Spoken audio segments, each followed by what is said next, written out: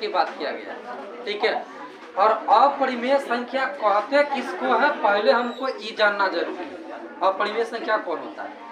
देखो, जिसको हम P/Q के रूप में नहीं लिख सकते हैं, ठीक है, उसको हम अपरिमेय संख्या कहते हैं। अब जैसे सपोज करो कि यहाँ पर 2 लिखा है, तो इसको हम लिख सकते हैं 2/1, इसको हम 2/1 लिख सकते हैं, अर्थात यह जो है P/Q के रूप में आ गया। मतलब यह क्या है, परिमेय संख्या है। यह क्या है, परिमेय संख्या है, ठीक है। लेकिन √2 है, ठीक है, √2 का क्या वर्गमूल निकलेगा, निकलेगा भी तो आएगा वह दशमलव में, ठीक है, जो कि जिसको हम परिमेय संख्या के रूप में नहीं लिख सकते हैं, ठीक है। अगर √4 रहेगा तो इसको हम परिमेय संख्या के रूप में लिख सकते हैं कि नहीं लिख सकते, यानी कि यह परिमेय है कि अपरिमेय है? यह परिमेय है। क्यों? क्योंकि 4 का वर्गमूल 2 होता है, 4 का वर्गमूल 2 होता है, और इसको हम लिख सकते हैं 2/1, अर्थात 4 क्या है, परिमेय संख्या है, ठीक है। अगर यहाँ पर √7 लिखा हो, ठीक है, क्या लिखा हो, √7, तो √7 का तो वर्गमूल नहीं होता है, मतलब इसको हम परिमेय संख्या के रूप में नहीं लिख सकते हैं। तो यह हो गया अपरिमेय संख्या। यह क्या हो गया, अपरिमेय संख्या। उसके बाद मान लो कोई संख्या, इसको भाग देने पर भागफल 1.22022222 ऐसे करते आता है, कटवे नहीं करता है, जा रहा है सरदार, ठीक है। तो वो भी क्या है, अपरिमेय संख्या है। वो क्या है, अपरिमेय संख्या, जो कटता है ही नहीं। हम ना कटेगा तो क्या करेंगे, हम यहाँ तक भाग देकर के काटेंगे, उसके बाद दर देकर छोड़ देंगे, भाई इतना सर होगा, जांच करना था, जांच कर लो अपना, काट देते रहो, तुम समझो हमारा जो काम कर। पहले का मतलब है कि ये है अपरिमेय संख्या, जो कटा ही नहीं, वो चलते चला गया, ठीक। अब आगे हम ये देखेंगे, ठीक है, आगे हमको ये समझना है ये कि इसमें जितना जो दिया गया है वो टोटल क्या है, अपरिमेय संख्या। परीक्षा में यही आएगा। √2 क्या है, अपरिमेय संख्या। √3 क्या है, अपरिमेय संख्या।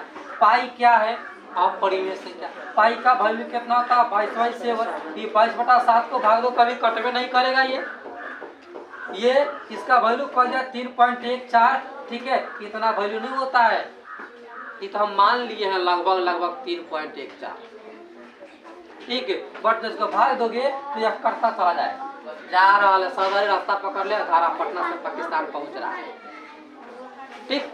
मतलब ये क्या है, अपरिमेय संख्या। अब यहाँ पर देख लो, माइनस में √2/√3 है, तो इसका वर्गमूल निकलने वाला नहीं है, मतलब ये भी क्या है, अपरिमेय संख्या है। ये क्या है, अपरिमेय संख्या। हो सकता है आपसे कहीं ये पूछे कि 2√2/√2 यह क्या है, परिमेय की अपरिमेय? परिमेय संख्या। √2 खत्म हो गया, बचा कितना, 2, परिमेय संख्या, क्लियर। तो ये सब जान गए, अगर आप समझ गए तो समझो कि 2 नंबर तो पक्का, एकदम पक्का। दूसरी बात, एक परिमेय संख्या और एक अपरिमेय संख्या का जोड़ और घटाव एक अपरिमेय संख्या होता है, ठीक है। जैसे सपोज करो कि हम √2 में 2 जोड़ेंगे, क्या ये दोनों जुट जाएगा? नहीं जुटेगा, ये रूट में है और ये बाहर है, इसको जोड़ो करेंगे तो बस इतना ही आएगा। कितना आएगा? इतना ही आएगा। मतलब कि यह अपरिमेय संख्या ही रह गया। क्या रह गया? अपरिमेय संख्या ही रह गया। यह तो परिमेय बना नहीं। अगर इसको हम घटा भी देंगे तो फिर भी क्या घट जाएगा? नहीं, ये इतना ही रह जाएगा। ये जो है इतना ही रह जाएगा, मतलब ये भी क्या है? अपरिमेय संख्या है। इसका मतलब ये हो गया कि एक परिमेय संख्या हो और दूसरा अपरिमेय संख्या हो, उसको हम जोड़ेंगे चाहे घटाएंगे तो जोड़ने घटाने पर जो आएगा वो अपरिमेय संख्या ही होगा, वह परिमेय नहीं हो जाएगा, वह अपरिमेय संख्या ही रहेगा। अगली बात, एक परिमेय संख्या हो और एक अपरिमेय संख्या हो, दोनों को गुना कीजिए तब, चाहे भाग दीजिए तब, भाग देने पर जो भागफल आएगा या गुणनफल आएगा गुना करने पर, वो अभी अपरिमेय संख्या होगा। सपोज कीजिए कि यहाँ पर जो है √2 है, √2 में 2 से गुना करेंगे कितना आ जाएगा? 2√2। बता 2√2 क्या है? अपरिमेय संख्या तो है, क्योंकि इसके जब तक इसके साथ √2 लगा है या डर लगा है तब तक ये अपरिमेय संख्या है। क्लियर? रूट में 3 है, इसका वर्गमूल नहीं निकलने वाला, मतलब यह अपरिमेय संख्या। कैसे साबित करके बताओ, साबित करो। चलो इसको हल करते हैं। सबसे पहले हम क्या करेंगे, इसमें दिया है सिद्ध करने के लिए अपरिमेय, हम इसको उल्टा मान लेंगे। ये कहा अपरिमेय, हम मान लेंगे परिमेय। हम क्या करेंगे, मान लेंगे। हम कह नहीं रहे हैं, सिर्फ मान लेंगे। क्या मानेंगे, क्या मानेंगे? माना कि √3 एक परिमेय संख्या है। क्या है √3? एक परिमेय संख्या है, ठीक है। और √3 अगर परिमेय संख्या है, मतलब यह है कि √3 को हम p/q के रूप में लिख सकते हैं, ठीक है। तो हम यहाँ पर बताएंगे, ठीक है। अर्थात इसका मतलब ये है कि √3 बराबर p/q, यानी कि जो √3 है यह p और q के रूप में लिखा जा सकता है, ठीक है। जहाँ लेकिन हमको बता देना जरूरी है कि ये p और q क्या है, ठीक है। p और q कोई सभाज्य पूर्णांक है, ठीक है। p और q क्या है, कोई सभाज्य पूर्णांक, ठीक। हमने मान लिए, कोई दिक्कत नहीं है। अब हम क्या करेंगे, इसको गुना कर दीजिए, थोड़ा सा बढ़ाइए आगे। इसको गुना करेंगे कितना हो जाएगा, p एकम p q में √3 से करेंगे कितना हो जाएगा, √3q। हो गई क्लियर? अब क्या करेंगे, अब इसके दोनों तरफ वर्ग कर देंगे। क्या करेंगे, दोनों तरफ वर्ग करने पर, क्या करने पर, वर्ग करने पर।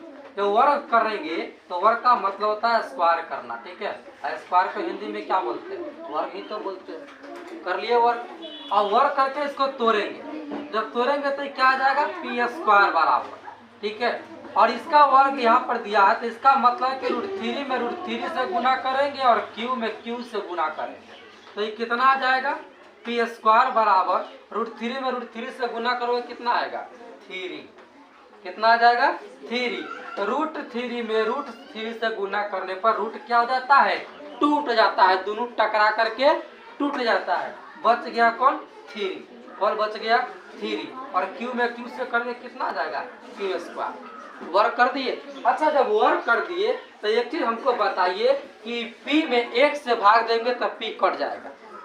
p में, जैसे कहने का मेरा मतलब है कि अगर p है, इसे हम 1 से भाग देंगे तो 1 में p से गुना करेंगे, p आएगा, कट जाएगा, कट जाएगा। चलो नेक्स्ट बात, यहाँ पर 3q² है, तो 3q² भी 1 से कट जाएगा, कटेगा कि नहीं कटेगा। चलिए, तो हम लोग ये जाने, हम लोग यहाँ पर समझे ये कि p² और 3q² 1 से कट जाएगा। किससे कटेगा, 1 से कटेगा। लेकिन 1 के अलावा कोई और संख्या है जो दोनों को काटेगा, नहीं। अगर हम 3 को देखें तो 3 खाली 3q को हटा सकता है, p को काट सकता है, नहीं काट सकता, p को यह नहीं काट सकता। इसका मतलब ये है, हम यहाँ पर ये लिख सकते हैं, यहाँ p और q में कोई उभयनिष्ठ गुणनखंड नहीं है, कोई उभयनिष्ठ गुणनखंड नहीं है, गुणनखंड नहीं है,